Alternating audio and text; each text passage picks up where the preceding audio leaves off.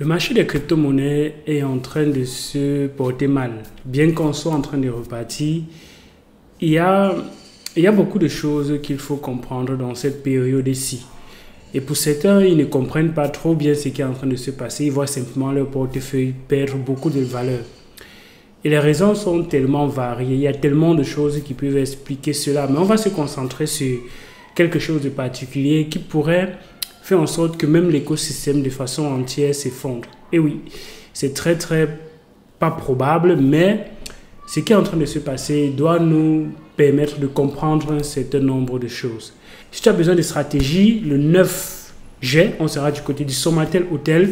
Le 15 août, on sera du côté de Ouagadougou. Et le lendemain, le 16, on sera du côté d'Abidjan. Donc, le lien pour réserver déjà, c'est en description de cette vidéo. Et ces trois destinations, la formation, c'est 50 000 francs CFA. Donc, on va parler beaucoup plus de stratégie. Si tu as besoin de stratégie, c'est déjà dans la crypto-monnaie et que tu as besoin de stratégie, le lien pour réserver, c'est en description de cette vidéo. Donc, Ethereum est en train de migrer vers une nouvelle version qui va quitter de la preuve de travail pour aller dans la preuve d'enjeu. La preuve de travail, ça veut dire qu'il y a un algorithme où les mineurs génèrent les chiffres aléatoires jusqu'à tomber sur le bon et valider la transaction. C'est le même algorithme qu'utilisent les blockchains de Bitcoin. Mais aujourd'hui, c'est une façon de valider les transactions qui est assez controversée.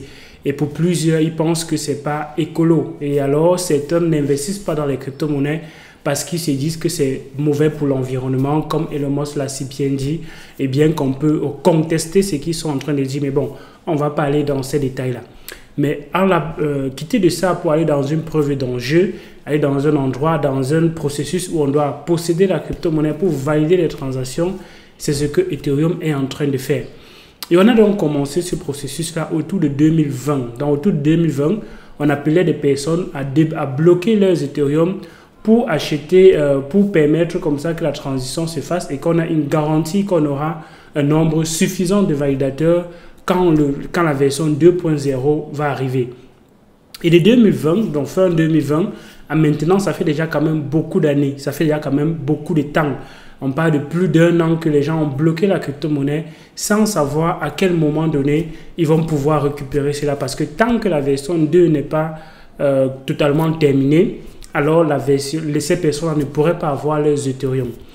Donc, à l'instant où on a demandé cet appel, où on a fait cette proposition qui est passée et qu'on a commencé à l'implémenter, il fallait 32 Ethereum pour pouvoir avoir un nœud de validateur. Donc, les validateurs doivent avoir au minimum 32 Ethereum. Donc, à cet instant, il fallait avoir 32 Ethereum pour bloquer, pour être comme ça l'une des personnes qui sera validateur ou bien qui pourra avoir un nœud de validation dans la version 2. Et à cet instant-là, les 32 Ethereum qu'il fallait, c'était autour de 12 000 $. J'avais fait le calcul. Donc, vous pouvez voir combien l'Ethereum était à cet instant-là. Et pour plusieurs personnes, j'ai déjà expliqué une stratégie que moi, je n'aurais pas bloqué, même si j'avais ces 32 Ethereum, je n'aurais pas bloqué parce que ça aurait créé la rareté, bien évidemment. Mais bon, si tout le monde fait comme moi, alors personne ne va donc soutenir l'action d'Ethereum pour pouvoir avoir la garantie que, oui, l'acceptation et la validation de la 2.0 se fera. Donc, plusieurs personnes sont allées bloquer là-bas et l'Ethereum est monté jusqu'à 4 000 $, mais ces personnes ne pouvaient pas vendre. Ils ne pouvaient pas vendre tout simplement parce que les Ethereum étaient bloqués. Donc, ils n'ont pas profité, ces personnes n'ont pas profité du bull run. Maintenant, on va aller dans une autre chose qui s'est passée par après. Par après, pour un peu récompenser ou bien pour un peu désintéresser ces personnes de leur Ethereum qui étaient bloquées pendant une période indéterminée et indéfinie, on a donc créé une version S Ethereum, dans le synthétique Ethereum, qui va donc mimer le comportement de l'Ethereum. Et la personne à la fin qui aura les S Ethereum sont des personnes qui auront donc comme ça les Ethereum quand on va aller à la version 2. Donc techniquement, le S Ethereum est une version synthétique de l'Ethereum qui doit mimer exactement le comportement de l'Ethereum. Donc si l'Ethereum est à 1 $, le S Ethereum doit être à 1 $. C'est ce qu'on appelle ce sont les crypto-monnaies qui sont adossées à une autre monnaie et qui miment le comportement, un peu comme le USDT, un peu comme le DAI, un peu comme le Pax Gold, ainsi de suite, qui miment maintenant le comportement d'un asset derrière. Mais on a remarqué que pendant un bon bout de temps, les prix n'étaient pas les mêmes. Donc les valeurs des deux monnaies n'étaient pas les mêmes. Et comme ce n'est pas les mêmes, ça fait donc des opportunités d'arbitrage. Et les gens vont donc quitter de l'un pour aller à l'autre et faire l'inverse quand il y aura ces différences de prix. Le S Ethereum est moins cher, quelqu'un va acheter le S Ethereum, essayer de conserver parce qu'il aura donc acheté un Ethereum dans le futur moins cher en fait que l'Ethereum normal. Donc ça fait comme ça que les gens spéculent par rapport à la différence de ces deux-là. Mais s'il y a une très grosse différence entre le S Ether et l'Ether, c'est un problème. Les gens vont donc tous vendre les Ethereum pour acheter le S Ether et c'est comme ça que l'Ethereum pourra donc comme ça s'effondrer. Ça, c'est une autre chose. La troisième autre chose, c'est que les personnes qui avaient donc comme ça le S Ethereum, qu'est-ce qu'ils faisaient? Ils allaient staker sur les plateformes pour avoir à la fin encore plus de rendement sur ce qu'ils ont.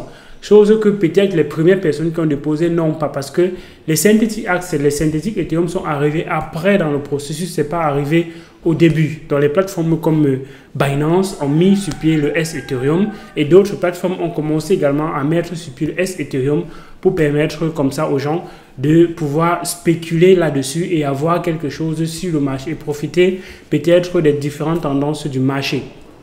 Donc, certaines personnes qui avaient donc bloqué les Ethereum sur la plateforme de Celsius, un bon nombre d'Ethereum, de S Ethereum qui est dans l'écosystème ont été bloqués dans la plateforme de Celsius. Donc Celsius, c'est une plateforme qui a aujourd'hui la plus grande quantité, l'une des plus grandes quantités de S Ethereum en circulation. Les gens ont bloqué ça là-bas pour le lending.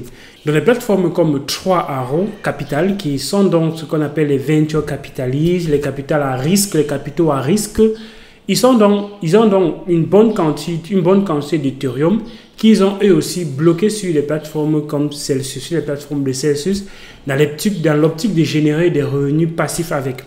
Donc, avec ce qui s'est passé avec la décollatéralisation du S Ethereum et de l'Ethereum, les gens ont donc voulu vendre leur Ethereum pour acheter le S Ethereum et dans l'optique d'attendre qu'il y ait donc la migration pour pouvoir en avoir plus en fait et prendre un Ethereum moins cher.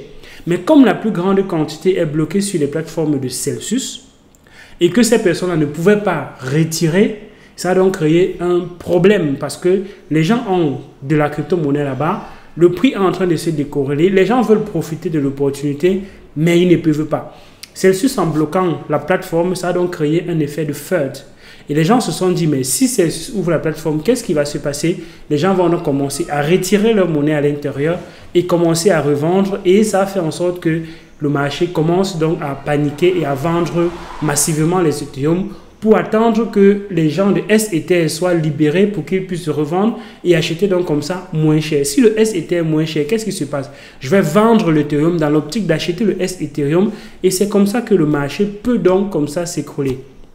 Et ça nous rappelle un peu les histoires sombres qu'il y a eu entre le UST et le Luna, où le UST est couplé au Luna et l'un entraîne l'autre. C'est la même chose aujourd'hui qui est peut-être en train de se passer avec de l'Ethereum, où le S Ethereum est peut-être en train de créer l'effondrement de l'Ethereum. Et l'une des raisons derrière, c'est que l'entreprise également qui a promis faire, en fait, qui développe cette migration-là, qui est comme ça, ceux qui sont derrière Ethereum, ils n'ont pas honoré à leur promesse, à leur rendez-vous.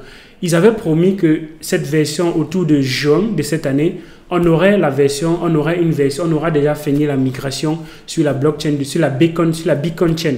Mais ça n'a pas été le cas. Et quand on a déployé la Beacon Chain sur les réseaux de testnet comme Roski ou bien d'autres, en fait, comme les réseaux de testnet, on a détecté les bugs à l'intérieur. Et ces bugs-là, les développeurs ont dit qu'on aurait encore besoin de bien plus de temps pour pouvoir corriger ces bugs.